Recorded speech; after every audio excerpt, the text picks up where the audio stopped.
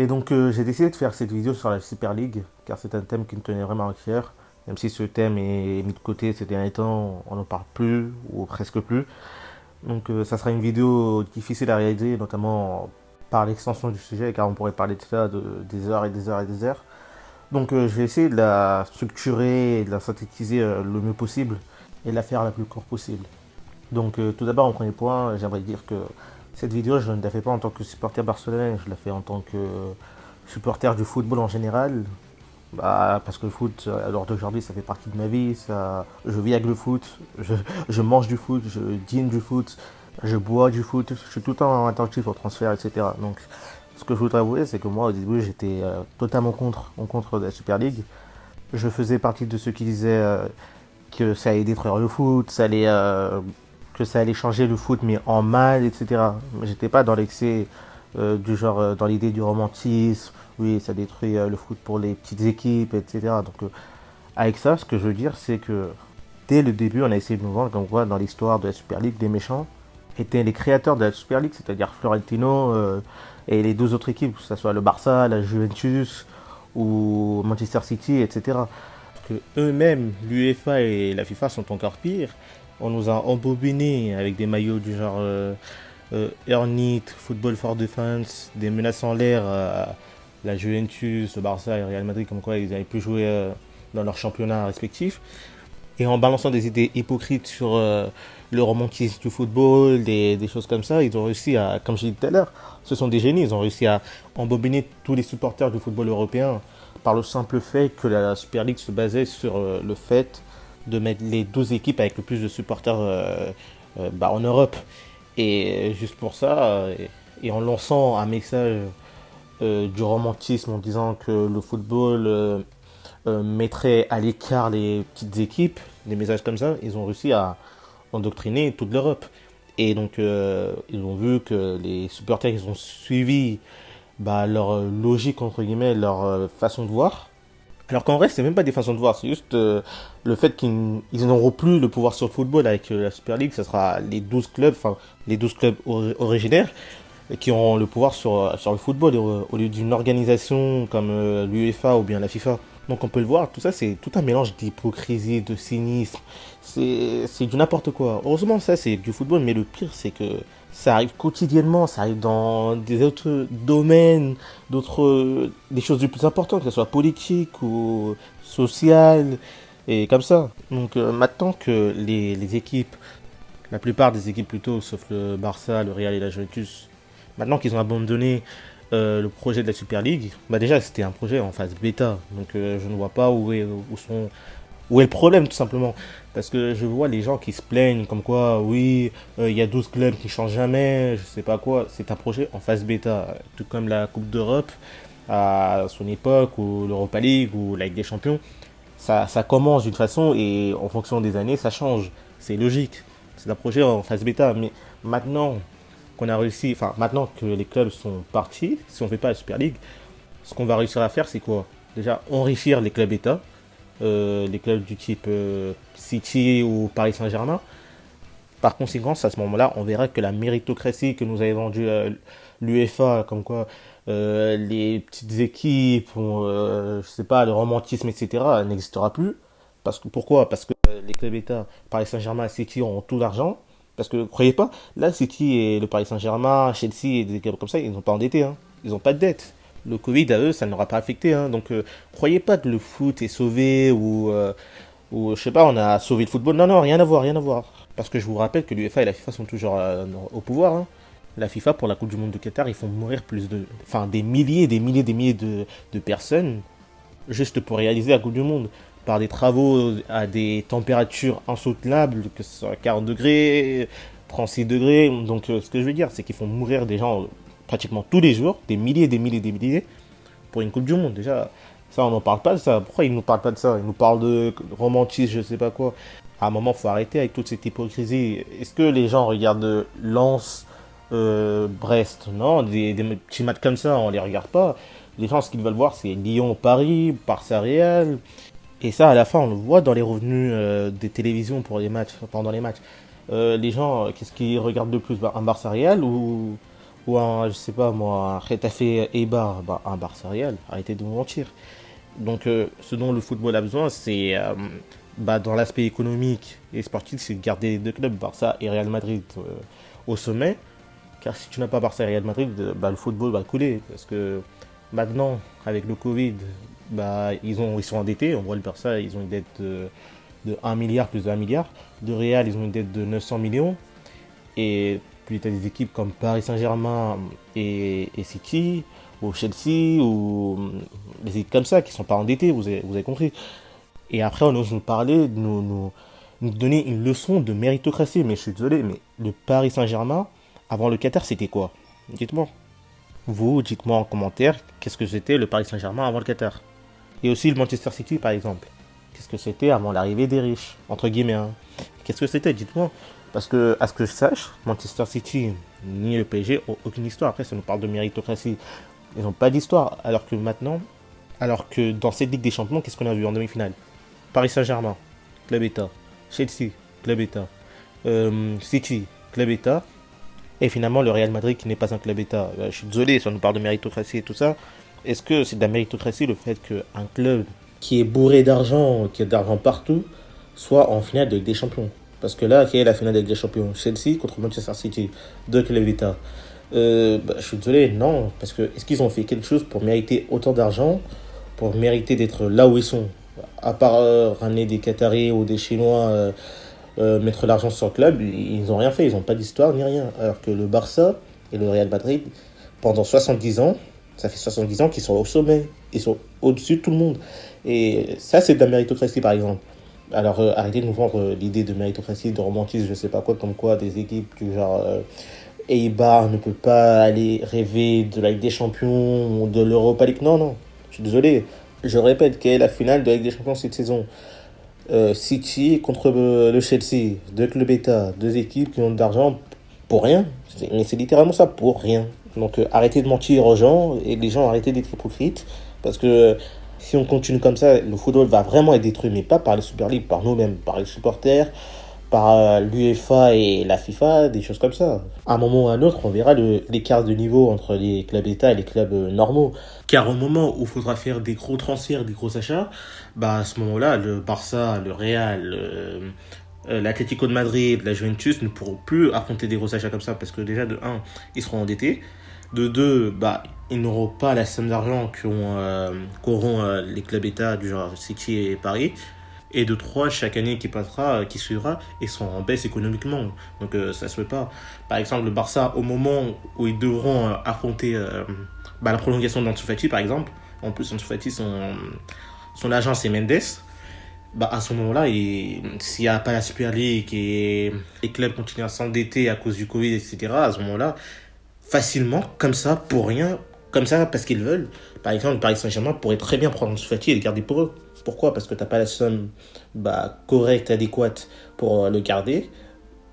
Aussi, parce que déjà, son représentant, c'est Mendes. Et Mendes, on le connaît tous, il veut tout le temps que ses joueurs soient au sommet, soient dans les projecteurs, on connaît. Donc c'est ça le vrai problème. C'est qu'à partir du moment où il y aura une bataille, une sorte de bataille, par exemple, pour le transfert d'Erling Haaland, le Paris Saint-Germain aura 50 ou 100 ou même 200 fois plus de possibilités que le Barça, Madrid, la Juventus d'avoir le transfert d'Erling Haaland. Pourquoi? Parce qu'ils auront plus d'argent, ils auront une meilleure équipe par conséquence. Et voilà, c'est à ce moment-là qu'on verra de l'écart entre des équipes et d'autres équipes. C'est pour ça qu'on a besoin de la Super League pour équilibrer à peu près. Parce que c'est la Super League. Il y aura quoi? Les clubs, ils ont un revenu de 3 milliards d'euros, je crois. Voilà, comme ça. Donc ça à faire, il y aura une balance, il y aura un équilibre entre les clubs.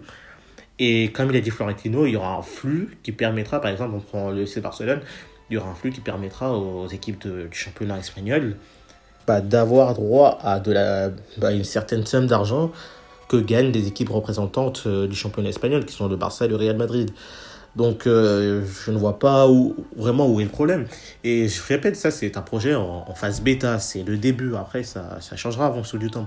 Car oui, certes, le fait qu'il y ait 12 équipes et que les 12 équipes ne changent pas, certes c'est pas quelque chose de normal, mais ça changera, forcément ça changera. Parce que sinon à un moment ou à un autre ils vont arrêter de gagner de l'argent et Le foot avant tout, c'est un business, c'est une industrie. Parce que moi, ça me surprend qu'en 2021, les gens soient surpris par le fait que les gens disent que le foot, c'est une industrie. Ben non, le foot, ça fonctionne en fonction de l'argent, des revenus que les clubs reçoivent économiquement. C'est comme ça le foot. Et moi, ce qui me surprend, c'est que, par exemple, celui qui s'est le plus manifesté, mis à part l'UEFA et la FIFA, c'est Tebas, le président du championnat espagnol. Et il s'est manifesté, il s'est mis complètement en contre de la Super League. Alors que je sais pas, c'est hypocrite. Car si tu mets si la Super League se déroule, ça va forcément bénéficier ton championnat. Parce que s'il n'y a pas la Super League, ça va faire quoi? Ça va enlever du protagonisme au Barça, au Real et à Atlético Madrid en Europe. Ce qui va faire quoi? Ce qui va faire que les stars ne viendront plus au championnat espagnol. Ce qui va provoquer une baisse dans les vues des matchs espagnols. Et ça va faire que le championnat espagnol va descendre, va couler et va devenir un des pires championnats d'Europe. Donc c'est pas logique ce qu'il fait Tebas sur ce coup-là. Et aussi par le fait que, par exemple, le football en Espagne, par exemple, il représente 1,30% du PIB espagnol quand même.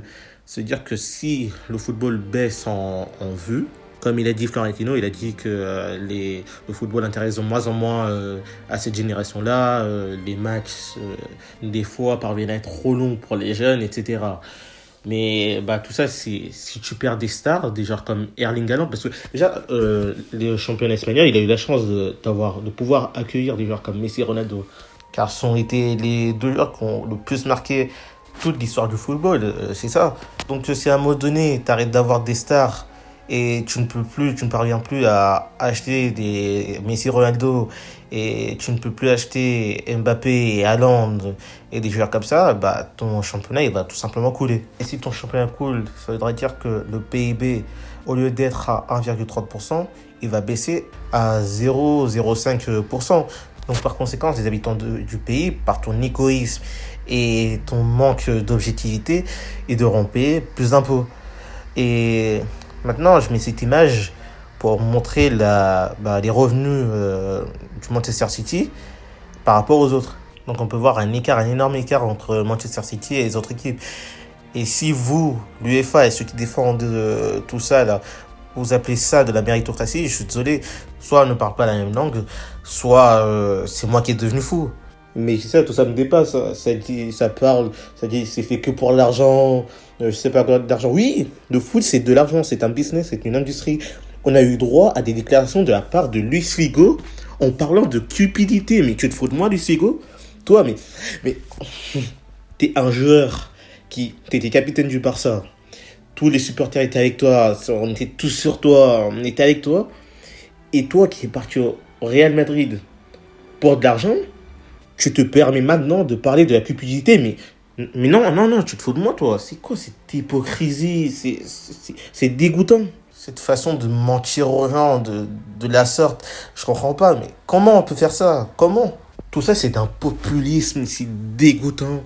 C'est un cynisme atroce, répugnant, mais tu parviens à demander, mais pourquoi? Comme Guardiola qui nous a parlé de méritocratie. Enfin, alors, moi, Guardiola, c'est quelqu'un que je respecte. Logiquement, tout ce qu'il a fait au Barça, il a tout gagné, il a tout fait. Et aussi, je veux qu'il gagne tout le temps, je suis tout avec lui. Comme ça, il maintient, il laisse haut l'idéologie du Barça, il ne la fait pas couler, etc. Mais en conférence de presse, Guardiola, c'est tout un cas, c'est une autre personne. Je suis désolé, mais ce qu'il a dit en défendant la Super League, c'est grave. Si tu veux nous donner des leçons de méritocratie, va entraîner Brest. Vas-y, prends Brest, fais comme Bielsa, prends Brest, emmène-les dans le haut du podium de la Ligue des Champions et fais-les gagner avec des champions. Si tu veux nous donner des leçons de la morale, faire une morale de la méritocratie et des trucs comme ça, prends Brest. Il faut arrêter à un moment ou à un autre. Ils te font des analyses superficielles, pas du tout approfondies. Et Florentino, celui qui a proposé la Super League, celui qui l'a créé, il a parlé, j'ai l'impression qu'il a parlé pour rien, c'est assez incroyable. Et est-ce qu'à un moment ou à un autre, est-ce qu'à un moment vous êtes assis, vous avez parlé avec Florentino, avec les 12 équipes, vous avez fait un débat ou quelque chose? Non, ils n'ont jamais fait ça, directement ils sont mis à faire des manifestations, à les dénoncer, à mettre des maillots Football for Defense. Qu'est-ce qu'il y a? Ceux qui sont en faveur de la Super League, on n'est pas des fans du football, on n'est pas des supporters. C'est ça que vous êtes en train de nous dire? Parce que c'est ça, c'est ce que je dis. Tout ça, c'est d'un populisme, c'est du cynisme. Et en plus, ce qu'ils font, c'est contradictoire. Ils disent quelque chose et ils font le contraire. À un moment, il faut arrêter. Figo nous parle de cupidité alors que lui-même, il est parti au Real pour de l'argent. Guardiola, il te parle de méritocratie alors qu'il entraîne le Manchester City, une équipe, un club-État. Il faut arrêter avec toutes ces... C'est dégoûtant. Toi, tu gères une équipe, t'es dans un club qui se base sur l'argent des Qataris. Il faut arrêter. Quand tu vois la différence d'économie et de revenus du City et des autres clubs, c'est incroyable. Parce que les championnats et les FA Cup et etc. gagnés par le Manchester City, ça sert même plus à rien de les célébrer. Le taux de revenu de Manchester City par rapport aux autres clubs, il est immense. Il est immense. Et aussi, nous avons qui? Nous avons club qui se plaint de jouer sur un stade comme celui du Real Madrid, le petit Valdebebas là, parce que le Bernabéu il est en réparation. Et maintenant qu'il a la chance, l'opportunité de jouer dans de beaux stades pratiquement toutes les semaines, avec une belle pelouse, de professionnaliser le football, il se plaint, il se met en contre, il parle de méritocratie, de je sais pas quoi. Non, faut arrêter avec tout ça. Oh, on a la chance de professionnaliser le football. On a la chance de voir des gros matchs. On a la chance de voir de gros matchs, d'avoir un meilleur arbitrage. On a la chance d'avoir tout ça. Et on se plaint. C'est incroyable.